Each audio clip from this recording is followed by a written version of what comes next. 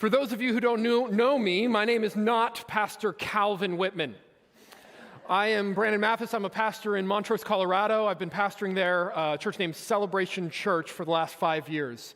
It's been an awesome time, but I am here as a friend of Pastor Calvin because he is on vacation. You will have him back next week. But I will tell you, it is a difficult thing to be invited to preach in a church known for its preaching. It's not easy to fill the very large shoes of Calvin Whitman. And so I'm going to do my best. If you have your Bibles, and I hope you do, please turn with me to 2 Timothy chapter 4. That's going to be our text this morning. Green Valley Baptist Church and Celebration Church, we kind of consider these sister churches.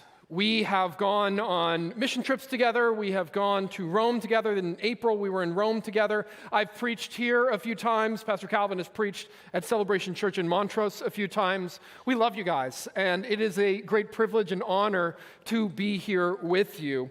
In my last travelings with Pastor Calvin, we were in Greece and Rome together, and we saw a number of wonderful sights. We saw the Colosseum, we saw the Trevi Fountain, we saw the Roman Forum, we saw a great many things that everybody wanted to go to. There were crowds everywhere. But there was one place that most people were overlooking, just passing by. And it was near the Roman Forum in Rome. And in this place, it was just kind of a big square. It was about 15 feet long and 15 feet wide and about 8 feet deep. And it was called the Mamertine Prison.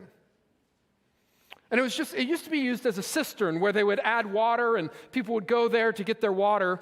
But when they emptied out that cistern, they used it as a prison. And it is in this Mamertine prison that the Apostle Paul wrote his final words, the words we are about to read. These words were written to Timothy to encourage him to finish his race well. If you'll read with me, 2 Timothy chapter 4, we're starting in verse 6. Paul says, "For I am already being poured out as a drink offering, and the time of my departure has come. I've fought the good fight. I've finished the race. I've kept the faith. Henceforth there is laid up for me the crown of righteousness, which the Lord, the righteous judge, will award to me on that day, and not only to me, but to all who have loved his appearing. Do your best to come to me soon, for Demas, in love with this present world, has deserted me, and he's gone to Thessalonica. Crescens has gone to Galatia, Titus to Dalmatia. Luke alone is with me. Get Mark and bring him with you, for he is very useful to me for ministry. Tychicus I have sent to Ephesus, and when you come, bring the cloak that I have left with Carpus at Troas, also the books, and above all, the parchments. Alexander the coppersmith did me great harm. The Lord will repay him according to his deeds. Beware of him yourself, for he strongly opposed our message. And at my first offense, no one came to stand by me, but all deserted me. May it not be charged against them, but the Lord stood by me and strengthened me, so that through me the message might be fully proclaimed and all the Gentiles might hear it. And so I was rescued from the lion's mouth. And the Lord will rescue me from every evil deed and bring me safely into his heavenly kingdom. To him be the glory forever and ever. Amen. Greet Prisca and Aquila and the household of Onesiphorus. Erastus remained at Corinth, and I left Trophimus, who was ill at Miletus. Do your best to come before winter. Eubulus sends greetings to you, as do Pudens and Linus and Claudia and all of the brothers. The Lord be with your spirit. Grace be with you."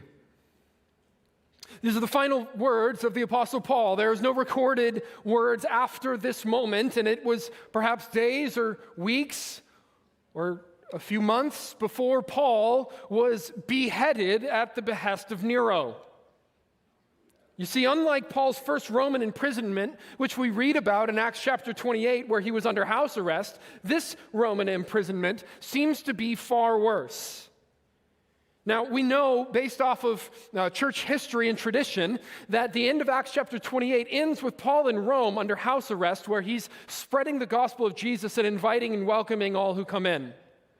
That sort of imprisonment is radically different than the one we read about here. The one that Paul is talking about here is likely after a fourth missionary journey that isn't recorded in the book of Acts, but he's once again back in prison, this time awaiting his execution at the hands of Nero. He knows his time is short. You see, the book of 2 Timothy is written somewhere around 64, 65 AD, which is right after the Great Fire of Rome, where Nero most likely lit Rome on fire and fiddled. Remember the terminology, Nero fiddled while Rome burned. Nero did this to make space in Rome for his new palace, the Domus Aurea. And in this time, people were upset at Nero for doing this, and so what does Nero do? He blames the Christians. And he begins persecuting the Christians heavily. It's at this point that Nero begins throwing Christians to the lions in the Colosseum. And he starts finding Christians and putting them on stakes and lighting them on fire as torches for his parties. You see, the tides of culture have shifted. The winds of culture have shifted away from the free exercise of religion to a heavy persecution of it. It's funny how quickly tides can shift and culture can change to go from in favor of Christianity to against it. It's something that we should keep in mind here in America. And it's under this context that Paul is writing our passage this morning. I've got 3 points for you. Pulled from the text, this is 2 Timothy chapter 4, verse 6. Our first point is found here, that we are offerings to God. He says, "For I am already being poured out as a drink offering, and the time of my departure has come." You see, Paul sees the end of his life. He sees the time that remains, and he's saying, I am an offering. My life is an offering to God. I'm not being killed by Nero. I'm not being killed by the state of Rome. I'm pouring my life out as an offering to God. Our lives as well are offerings to God. Now, this is weird language, this offering concept or being poured out. This is Old Testament language. This is sacrificial system language. But it basically means that Paul is willingly giving his life for the sake of the gospel. We see a picture of Old Testament language where you take an expensive wine or you take an expensive item like perfume, and we see this actually with Jesus and the prostitute who comes to him and begins pouring out this expensive perfume on Jesus' feet. And then she wipes Jesus' feet with her hair. This is a drink offering. This is an offering where you pour something out in worship to God. And this is what Paul is saying about his own life, that he's expending his own life as a worshipful act to God. And it links with his martyrdom. The end of his life is murder, it's death, it's martyrdom.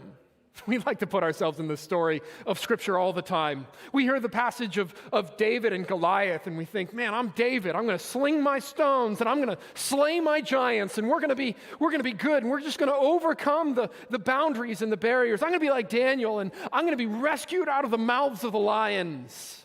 I'm going to be like Moses, and we're going to part the Red Sea. Me and God, we've got this together. We put ourselves in the story all the time. Who wants to take this one?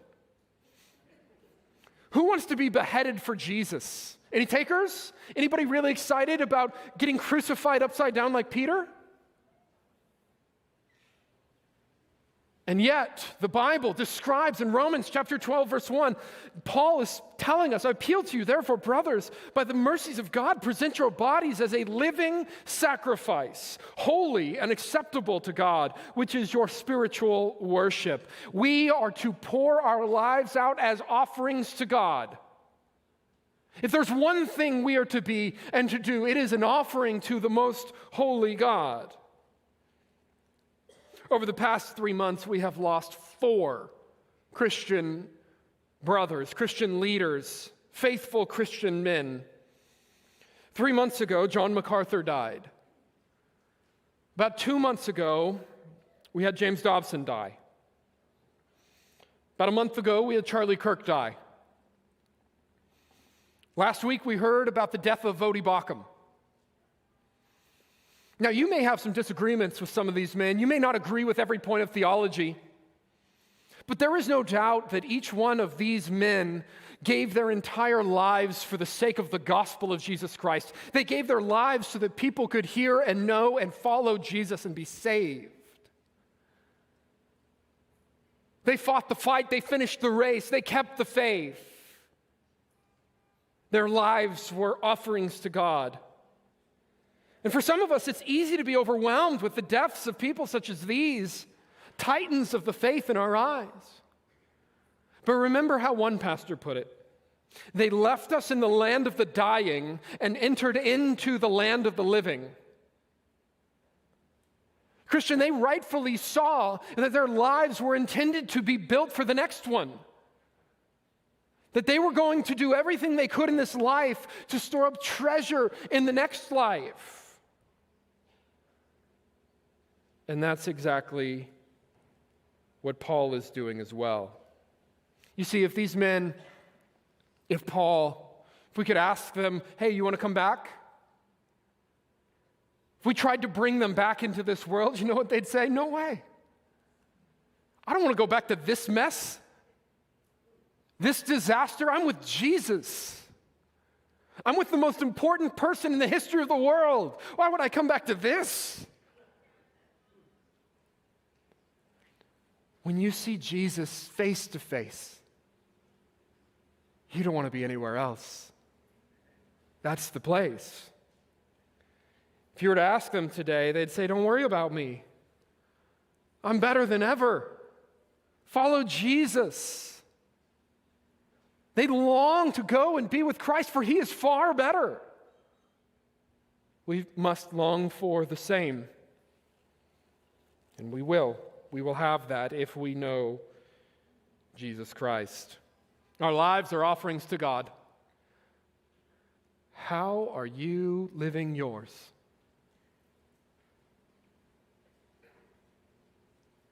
Point number 2, it's pulled from verses 7 and 8. We are to finish our race. Read with me. I fought the good fight. I finished the race, and I have kept the faith. This threefold call that Paul has completed something, and it does feel like completion. He's despite the fact that he's in chains, despite the fact that he's about to be beheaded, Paul is saying, I have fought the fight. And it seems to describe him as winning it. Despite his physical circumstances, his faithfulness to what God has called him to do is a victory mindset. He says, I've run the race, I've completed the race. And we all know that if you look at the Greek, this isn't just a sprint, it's a marathon. And Paul is saying, I have run the race to completion. I didn't stop 3/4 of the way through. I didn't stop halfway through. I didn't pull up a lounge chair and just get comfortable. No, I ran it to completion.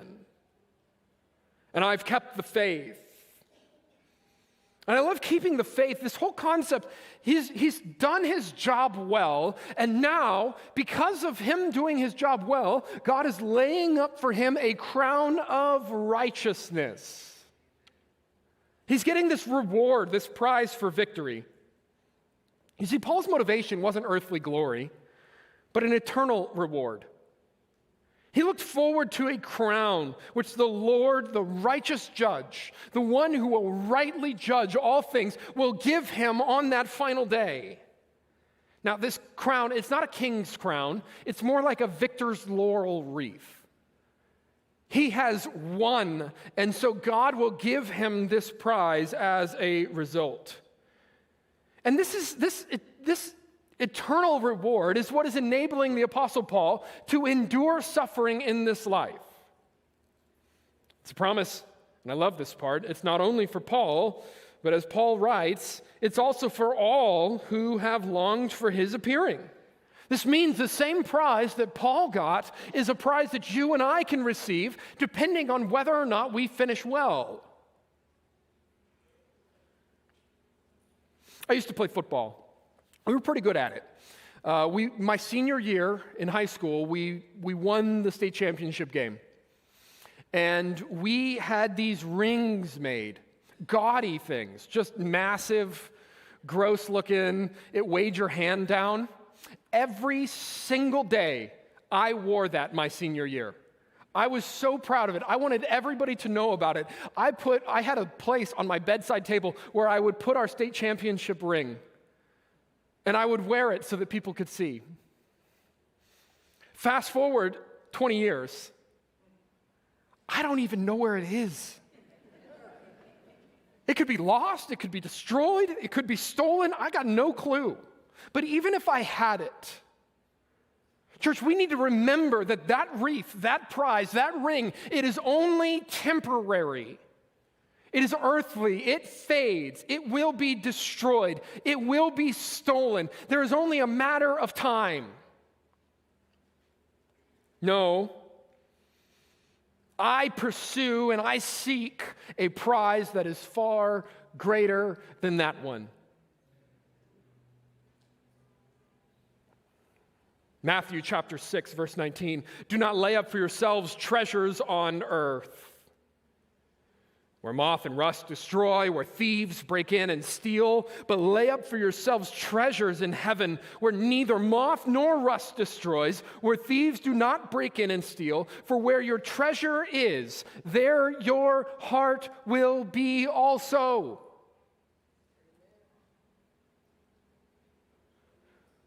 Where's your treasure? You can show me a man's treasure, I can show you his heart. Where are you storing up? It's interesting because Jesus doesn't say don't store up treasure. We would think he would. We want to be humble. We want to be selfless. We want to give things away. Like, you'd think that Jesus would say don't store up treasures. He doesn't say that. He says store up treasures where it actually matters. Don't create these rewards or these prizes that you're going to have for 10, 20, 30 years and then they're gone. That's like a vapor. It's a breath. It's a mist.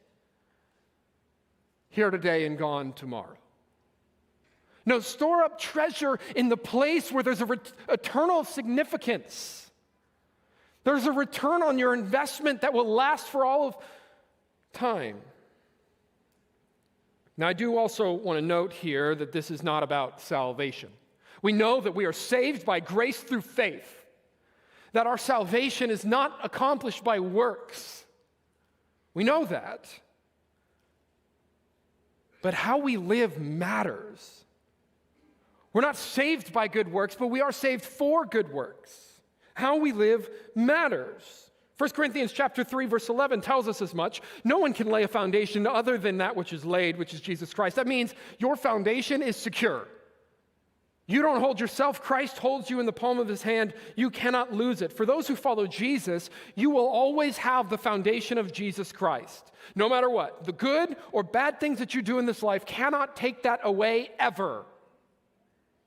But Paul goes on in 1 Corinthians chapter 3, verse 12. Now, if anyone builds on the foundation, which is Jesus, with gold or silver or precious stones, wood, hay, straw, each one's work will become manifest, for the day will disclose it, because it will be revealed by fire.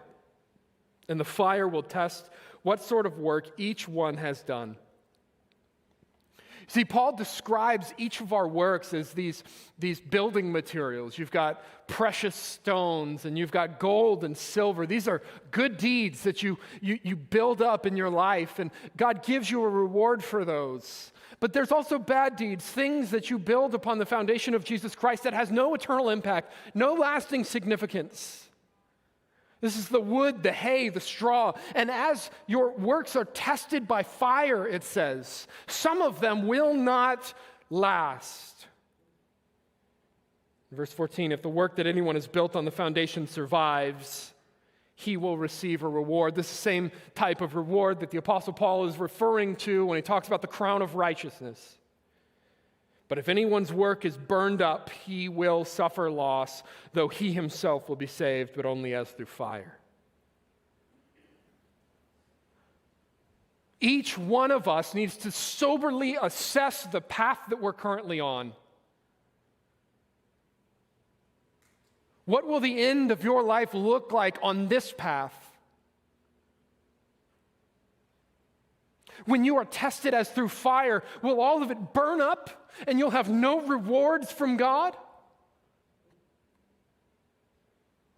Or will you be able to say at the end of your life, I finished well?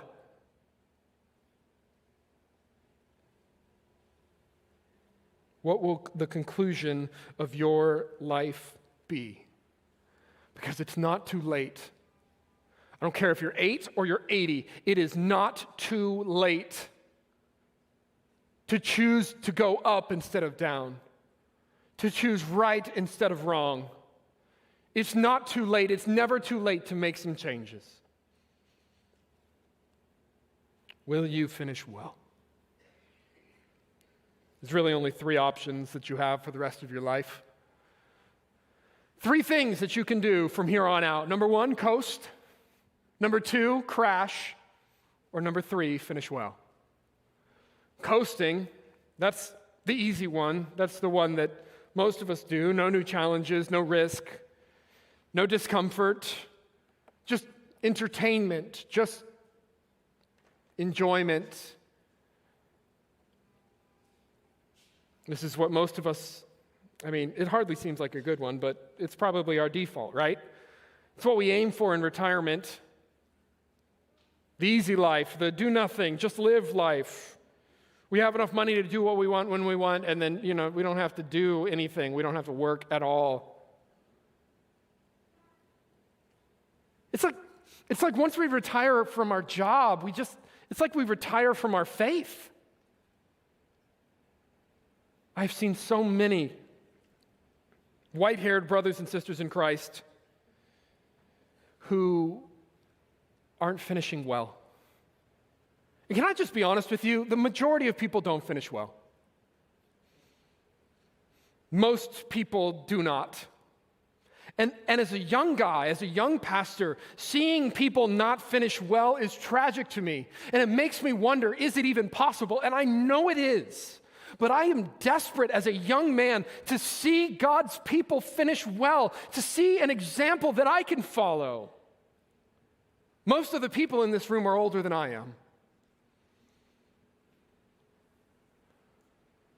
Will you be an example for the next generation? Will you show people what it looks like?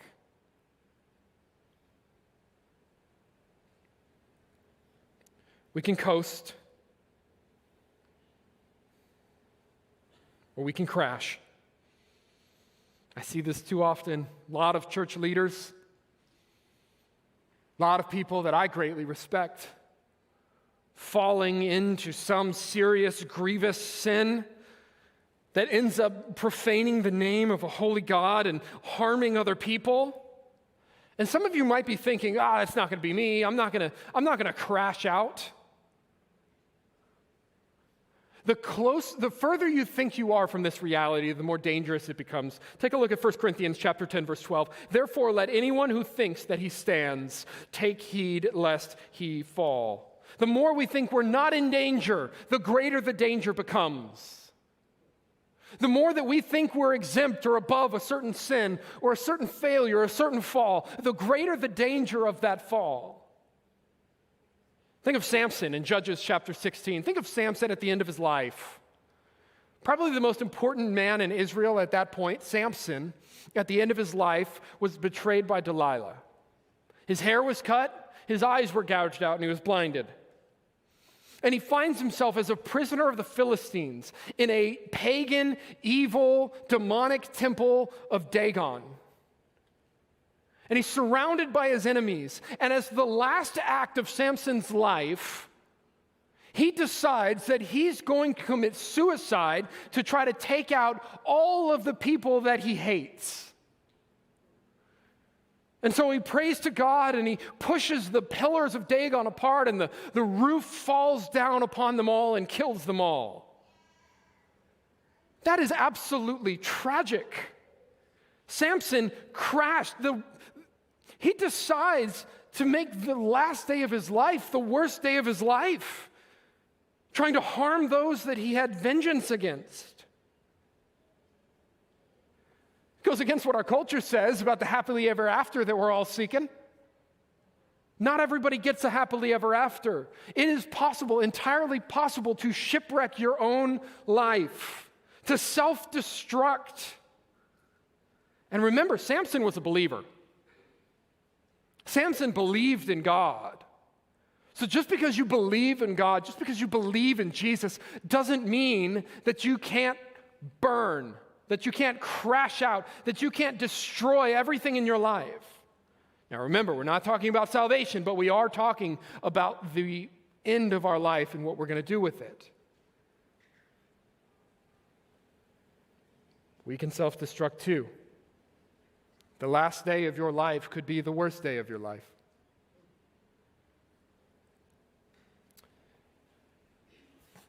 Option number 3 is that we can finish well.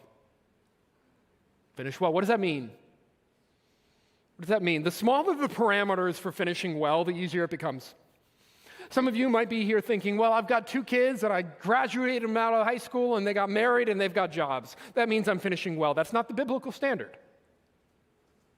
There's 3 things that make someone finish well from a biblical standard. Number 1, they need to continually be killing their sin. They need to take John Owen's words seriously when he says, be killing sin, or sin will be killing you. Over the full season of your life, you are killing the sin that is in you. Otherwise, if you don't, you're allowing Satan to have a foothold in your life, and you are allowing Satan in and letting that stronghold be a place that is exempt from the gospel of Jesus Christ. Kill your sin. Don't let it fester in your life. If you've got something that's hidden, something in the dark, something that you don't want other people to see, bring it out into the light. Kill that.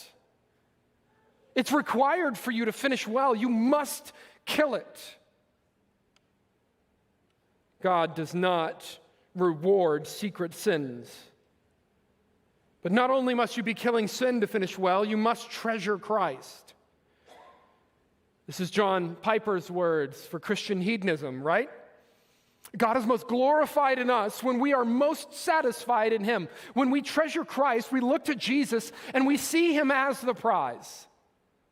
Not just for the rewards that He gives us, but for the prize itself. Jesus is the most important thing in our lives. And the more we seek Him, to follow Him, to pursue Him, the more in love with Christ we become. We treasure Christ for all of our days. There's a passage in Revelation where Jesus is talking to the church of Laodicea. And He says, oh, I wish that you were either hot or cold, but because you are lukewarm, I'm going to spew you out of my mouth. Are you hot? Are you cold? Are you just lukewarm? Are you running your race? Or are you just kind of walking around? Have you pulled up a chair? Have you taken it easy? Are you fighting your fight? Are you pretending that there's no fight to be fought? Are you, Christian, keeping the faith? Kill sin. Treasure God, and this is third and finally, this is what it means to finish well. Fulfill your ministry. Ephesians chapter 2, verse 10, it says, we are His workmanship. We're created in Christ Jesus for good works that God prepared beforehand that we should walk in them. This tells us that God has prepared certain things for you to do, and you have a decision to make. You will either do them and walk in the path that God has outlined for you, or you will not, and you will go your own way. When Paul says that he is finishing the race, that he's finished or kept the faith, he's saying that he has walked the path that God has had for him over the long haul, that he has been faithful to God's calling on his life. He hasn't taken his own path. He hasn't done what he wanted to do. He has done what God has called him to do faithfully. This is what it looks like to finish well. And Paul reminds us that if you are going to finish well, you have to start now.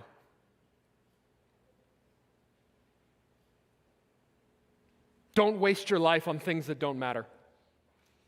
Finish the race. Point number 3, we find in the rest of our passage and it's that we are to leave a legacy. You see, the final section of 2 Timothy chapter 4 is really just this list of personal updates and greetings, all of these names and places. And at first glance, you might think, I don't really know these people. This doesn't really have anything to do with me. But if you'll remember back to Acts, you would actually find that most of the names that Paul is mentioning in 2 Timothy chapter 4 are names that we have heard before in the Bible. These are Paul's companions, his traveling mates, the people that he greatly cared about and cared about him. And he mentions several. We'll just go through a few of them. He mentions Demas. Demas is really an example of the cost of loving the world. Similar to Samson, Demas abandoned Paul when it most mattered. It's a tragic narrative of apostasy. You see, during Paul's first Roman imprisonment, Demas was mentioned as a fellow worker alongside Luke and Mark. But in Paul's final letter, he writes with this sadness that Demas, because he loved the world, has deserted him and gone to Thessalonica. And this desertion, it was particularly painful because it was in a moment where the Apostle Paul was all alone and facing a trial. Now keep that juxtaposed against Paul himself, who has kept the faith and finished the race. And it exposes this tension between a love for the things of this world, the things that you can get in this life, the entertainment that you can have, and the things in the next life, the crown of righteousness that is awaiting those who loved God's coming. It's a solemn warning, church. Like Samson, not everybody who starts the race finishes it. At least not well. Paul also brings up Luke. He says, Luke alone is with me. This guy's faithful. Luke is somebody who's walked the path that God has had for him at every juncture, all the way from Acts chapter 16 to this moment in 2 Timothy chapter 4. Luke has been by Paul's side. He has been a strong encourager. Luke's faithfulness stands as a testimony to the value of enduring companionship in ministry. Paul's ministry was hard. Everywhere he went, he got beaten, he got stoned, he got attacked, he got driven out, everywhere he went. Now, I'm not saying that every pastor has the same difficulty as Paul, but ministry is not easy. Ministry is painful. This last week, 2 weeks ago, I baptized 6 people in a river in Colorado. Very cold. It was very cold. But the first person I baptized, he was so happy. You could see it on his face. He was so joyful on what God had done. He gave me a big hug, and he said, Brandon, things are different. I cannot wait. I'm so excited to follow Jesus with my life. Everything's changed. 6 days from that moment, he was dead. You don't know how much more race you have. You don't know how much is left.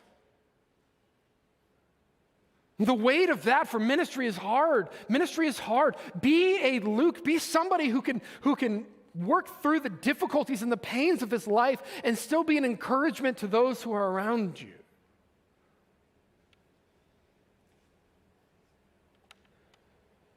Paul talks about John Mark. And this is actually a pretty awesome narrative. We read about John Mark in the beginning of Paul's second missionary journey. On Paul's first missionary journey, he went out with Barnabas, and they took John Mark with him. But John Mark, because of the cares of the world, similar to Demas, abandoned them. They left. John Mark left halfway through the first missionary journey of the Apostle Paul. So when they came to the second missionary journey, Paul and Barnabas had this fierce disagreement on whether or not to bring John Mark with them. And Paul didn't want to because he thought he was unreliable. And it was so fierce that Barnabas and Paul separated. They split ways and they went in different directions. And Barnabas took John Mark with him. And Paul went his own way on the second missionary journey. But here we have Paul at the end of his life saying, bring me Mark, bring me John Mark. He is useful to me for ministry. It should remind us that even if you've messed up in the past, even if you've done things that are not good with God, even if you've gone in places or abandoned Christ at one point in your life, it's never too late. It's never too late to step up and do what God has called you to do. It shows that the man once deemed unfit for ministry, he's now a valued co-laborer. Paul talks about many other people. He's got Tychius. This is a guy mentioned in Acts chapter 20 that came back from Greece to Asia with Paul. He talks about Alexander the coppersmith, which is probably Alexander the silversmith, the guy who started a riot in Ephesus and shouted, "Great is Artemis of the Ephesians," over and over again, stirring the crowd up until nobody could actually think straight. Says that guy has done great harm to me. Talks about Erastus, the city official in Corinth that got converted and became a disciple of Paul. Talks about Priscilla and Aquila, a godly couple who mentored Titus. Talks about Trophimus, the Gentile companion from Ephesus who accompanied Paul to Jerusalem in Acts chapter 21. Each one of these men, Paul had left an impact on. He'd left a legacy with. He went everywhere, and everywhere that he went, Paul leaves a legacy with people that people cannot ignore. Every person who met him was better for having known him. Every word that he uttered helped other people to grow in Jesus. See, Paul's one of those people who impacted the world. What's your impact? How will people remember you when you're gone? What will they say about you? Will they say, he was just like Demas. He started well, but he finished poorly. He started well, he had a great promises, he had great ideas at the start, but at the end of his life, he was pursuing worldly things. Or will they say, he was like Luke. He was an encourager. He was faithful to the ministry that God gave him. There was work that needed to be done, and he did it. Will they remember you as a John Mark? Someone who'd messed up in their life, but by the end of it, they finished well. By the end of it, they grew to the point where they were about the Father's business. What is your legacy? What will people say about you? What's going to be your impact? There's a quote from Robertson McQuilkin, phenomenal man. In his retirement, he was a seminary president, and in his retirement, he prayed a prayer that we have written down. He said, "It's sundown, Lord. I fear not death, for that grim foe betrays himself at last, thrusting me forever into life with you, unsoiled and free. But I do fear. I fear that I should end before I finish, or finish but not well. That I should stain your honor, shame your name, grieve your loving heart. Few, they tell me, finish well. Lord, let me get home before dark." Look at your own life. How will you finish what remains? My hope, at least for me, is that I can fulfill my ministry to God. That I can fulfill my ministry. And we'll close with this, church. Because Paul writes about it. When life goes sideways, when everything breaks, when you have a whole world that's turned upside down, it happens frequently. We're never guaranteed the easy life. We're never guaranteed that things are always going to go our way. When everybody you thought that you could count on disappears, who do you have? You have Jesus. Because Jesus will never leave you or forsake you. It's a promise from God. Take a look at verse 16. At my first defense, no one came to stand by me, but all deserted me. This is Paul. He's saying, don't charge it against them. I didn't have anybody, but And this is why he's okay. But the Lord stood by me and strengthened me so that through me the message might be fully proclaimed and all the Gentiles might hear it. Your treasure must be Christ, because he's the only one that you're going to have in the hardest moments of life. If your treasure is on something else and you lose it, you won't treasure Christ as you should, and you will not finish well. You will shipwreck your whole life. Our treasure must be on Jesus Christ if we're going to fulfill our ministry.